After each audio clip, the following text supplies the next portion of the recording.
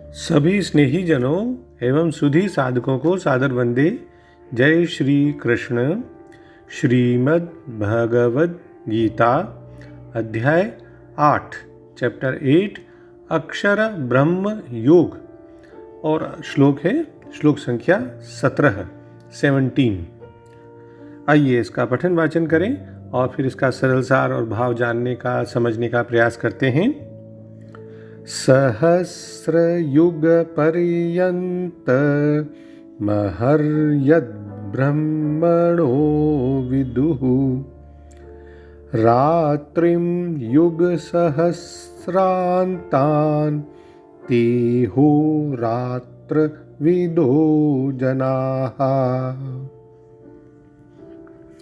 इसका सरल शाब्दिक हिंदी अर्थ इस प्रकार है कि ब्रह्मा का जो एक दिन है उसको 1000 चतुर्युगी तक की अवधि वाला और रात्रि को भी 1000 चतुर्युगी तक की अवधि वाली जो पुरुष तत्व से जानते हैं वे योगी जन दिन और रात को जानने वाले हैं, यानी काल के तत्व को जानने वाले हैं। Those yogis who know from realization Brahma's day as covering 1000 Mahayugas and so his night as extending to another 1000 Mahayugas know the reality about time। तो सबसे पहले पदच्छेद के माध्यम से संस्कृत शब्दों का हिंदी अर्थ देख लेते हैं।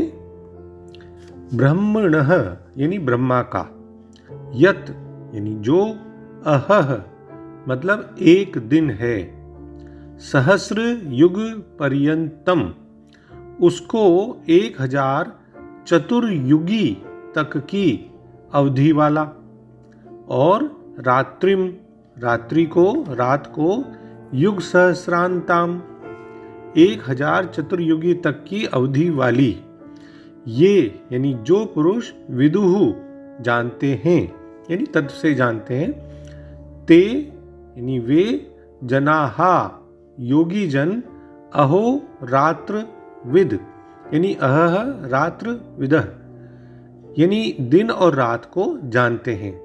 कैसे जानते हैं? तत्व से जानते हैं। और तत्व से जानने का क्या मतलब है कि गणना करके और उसको समय को ये जानते हैं कि वो भी कितना ही लंबा हो, टाइम पीरियड कितना भी बड़ा हो, उसकी भी एक समय सीमा है और समय सीमा होने के कारण वो शाश्वत नहीं है, विनाशी है, अनित्य है, नित्य नहीं है, कालातीत नहीं है ब्रह्मलोक भी। तो ब्रह्म कालातीत कौन है? ईश्वर हैं। तो इस प्रकार जो दिन और रात को जानते हैं यानी काल के तत्व को जानने वाले हैं। पिछले 16वें श्लोक में भगवान ने कहा था कि हे अर्जुन, ब्रह्मलोक पर्यंत यानी ब्रह्मलोक तक सब लोक पुनरावर्ती हैं, परंतु हे कुंती पुत्र मुझको प्राप्त होकर पुनर्जन्म नहीं होता क्योंकि मैं कालातीत हूँ और ये सब ब्रह्मादि के लोक काल के द्वारा सीमित होने से अनित्य हैं।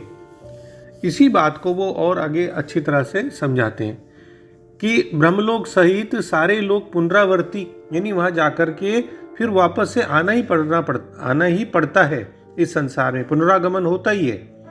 तो वो क्यों है? क्योंकि वो काल के द्वारा सीमित हैं, परिच्छिन्न है इसलिए। और काल के द्वारा परिच्छिन्न यानी सीमित कैसे हैं?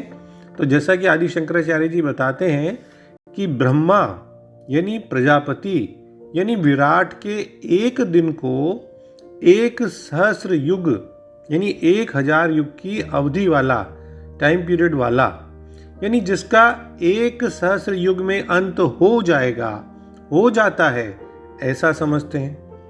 दूसरा, तथा ब्रह्मा की रात को भी सहस्र युग की अवधि वाली यानी वो भी 1000 युगों तक रहेगी और फिर उसका भी अंत हो जाएगा, यानी दिन के बराबर ही समझते हैं। तो ऐसा कौन समझते हैं? उसके बारे में कहते हैं भगवान कि वे दिन और रात के तत्व को जानने वाले। अब दिन और रात के तत्व को जानने वाला क्या है? यानी काल के परिमाण को गणना करके जानने वाले योगी जन ऐसा जानते हैं। कैसे जानते हैं? कि भाई काल से परिचिन्न होने के कारण, उसके द्वारा सीमित होने के कारण एक निश्चित अवधि है उनकी, भले ही वो अवधि कितनी भी लंबी हो, टाइम पीरियड कितना भी बड़ा हो, लेकिन वो समय समाप्त होगा उसका भी एक दिन। तो इस तरह होने के कारण वो विनाशशील है, अनित्य नहीं है। इसीलिए ब्रह्मलोक तक के सभी लोग पुनरावृत्ति वाले हैं। काल या समय क्या है? दो भिन्न भिन्न बिंदुओं के बीच का जो अनुभव है वही तो समय है, वही काल है। आइंस्टीन का जो सापेक्षवाद है, थ्योरी ऑफ रिलेटिविटी, तो उसके अनुसार देश और काल की कल्पनाएं क्या हैं? उन व्यक्तिगत तत्वों पर ही तो निर्भर करती हैं जो कि इनके पैमानों के या इनके मापदंड के कंट्रोलर होते हैं। उदाहरण के तौर पे अगर हम किसी का इंतजार बहुत बेचैनी से कर रहे होते हैं तो समय हमें धीरे चलता हुआ महसूस होता है, और जब मनोरंजन में व्यस्त होते हैं तो ऐसा लगता है कि इतना बड़ा समय निकल गया, समय का पता ही नहीं लगा। तो ये समय को जानना क्या है? अनुभव है एक तरह का, दो बिंदुओं के बीच का। कभी वो धीमा महसूस होता है, कभी वो मतलब बहुत ज़्यादा तेजी से उड़ता हुआ महसूस होता है। तो कहा गया है ना कि पौराणिक कवियों ने जो कहा है कि देवताओं की घड़ियों के डायल तो बहुत बड़े होते हैं, तो उनका कथन एक तरह से सही है, क्योंकि मृत्यु लोक की अपेक्षा जितने भी और उच्चतर या उच्चतम ब्रह्मलोक है, वहां तक जो आनंद की मात्रा में वृद्धि होती जाती है, क्योंकि वहां मन की शांति क्षमता ज्यादा है मृत्यु लोक की अपेक्षा। खैर, तो इस श्लोक में ये कहा गया है कि ब्रह्मा जी का जो एक दिन है वो 1,000,000 युगों का होता है। ज्यादातर सभी विद्वानों ने यहाँ पे युग का अर्थ चतुर्युग या महायुग से लगाया है। और चतुर्युग क्या होता है? सतयुग, त्रेता, द्वापर और कलयुग, इसको मिलाकर के एक महायुग या एक चतुर्युग कहलाता है। तो ऐसे 1,000,000 युगों का ब्रह्मा जी का एक दिन और इसी के बराबर उनकी एक रात होती है। तो कालविदों ने जो गणना की है ना कि भाई हमारे 365 दिनों के हिसाब से एक वर्ष होता है, तो इस प्रकार से ये गणना की गई है। जैसा कि स्वामी शील प्रभुपाद जी भी बताते हैं स्पष्ट रूप से कि ये जो चारों युग हैं, यानी एक चतुर्युग, एक महायुग, उसके 1,000 बार चक्र पूरा कर लेने के बाद ब्रह्मा का एक दिन के बराबर ये होते हैं। तो सरल रूप में समझें तो सतयुग, त्रेता, द्वापर और कलयुग यानी मृत्युलोक, इनके 4 युगों को एक चतुर्युगी कहते हैं, यानी एक महायुग। ऐसी 1,000 चतुर्युगी बीत जाने पर ब्रह्मा जी का एक दिन होता है और 1,000 चतुर्युगी बीत जाने पर ब्रह्मा जी की एक रात होती है। अब दिन और रात की इसी गणना के अनुसार 100 वर्षों की ब्रह्मा जी की आयु होती है, और ब्रह्मा जी की आयु के 100 वर्ष बीत जाने पर ब्रह्मा जी परमात्मा में लीन हो जाते हैं और उनका ब्रह्मलोक भी प्रकृति में लीन हो जाता है तथा प्रकृति परमात्मा में पूरी तरह से लीन हो जाती है। तो यहां तत्व से जानना क्या है काल को, कि किसी की कितनी ही बड़ी आयु क्यों न हो, वह भी एक काल की अवधि में तो सीमित होती ही है। यानी बहुत ऊंचे ऊंचे भोग भी हैं और बहुत लंबे समय के लिए भी आपने भोगे हैं, फिर भी संयोग जन्य होने से सब दुखों के कारण है। यही संस्पर्श जा भोगा दुख यो न एवते, 5वें अध्याय का 22वां। और सब काल की अवधि वाले हैं, यानी कहीं न कहीं वो काल उनको सीमित कर ही देता है। केवल भगवान ही है जो कालातीत हैं। तो इस प्रकार काल के तत्व को जानने वाले मनुष्य योगी जन ब्रह्मलोक तक के दिव्य भोगों को किंचित मात्र भी महत्व नहीं देते। इसीलिए भगवान ने पिछले श्लोक में कहा कि ब्रह्मलोक पर्यंत सब लोक पुनरावर्ती हैं। दूसरे सरल शब्दों में कहें श्लोक का भाव तो 4 युग यानी एक महायुग के 1000 चक्र पूरे होने को ब्रह्मा जी का कल्प एक दिन माना जाता है, और इतनी ही अवधि की उसकी एक रात होती है। और इसे वही बुद्धिमान समझ सकते हैं जो दिन और रात्रि की वास्तविकता को जानते हैं। वैदिक ब्रह्मांडिक ज्ञान पद्धति में समय की गणना करने की विधि बहुत ही गहन है, स्थिर है और प्रामाणिक है।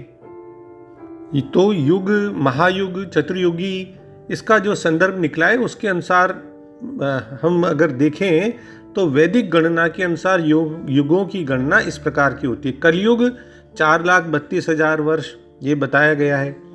इसका दुगना द्वापर युग है 8,64,000। इसका 3 गुना कलयुग का त्रेता युग है 12,96,000 वर्ष।